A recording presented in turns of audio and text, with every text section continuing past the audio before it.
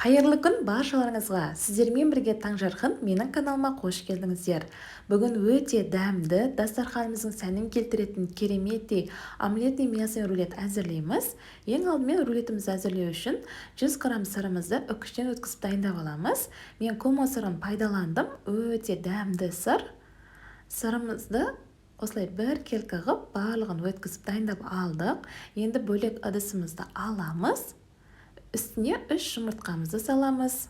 Үкіштен өткізіп дайындап алған сырымызды саламыз. 2-3 минут жақсылап араластырамыз. Жақсылап араластырып алдым. Манной крупа 2 қасығымызды қосамыз. 100 грамм майонезімізді саламыз. Құрамына не қосқаным, қанша граммнан қосқаным барлығын описание бөліміне жазып қалдырамын. Жақсылап араластырамыз.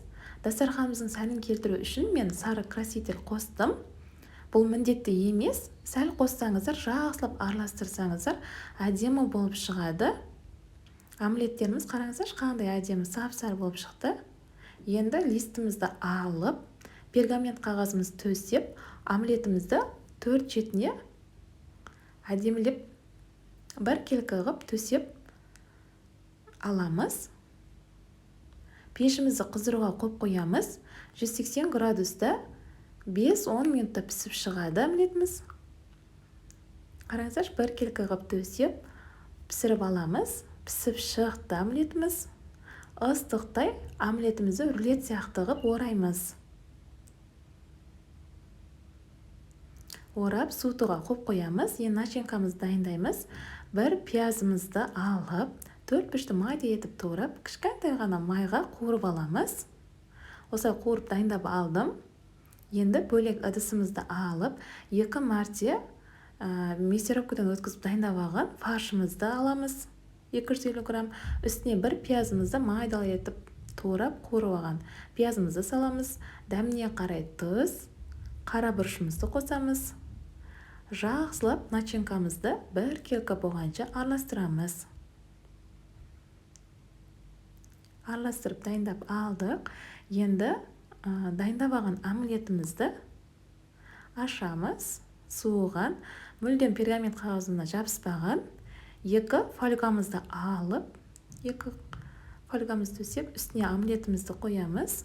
Омлетіміздің үстіне дайындап алған начинкамызды бір келкі ғып жайып шығамыз.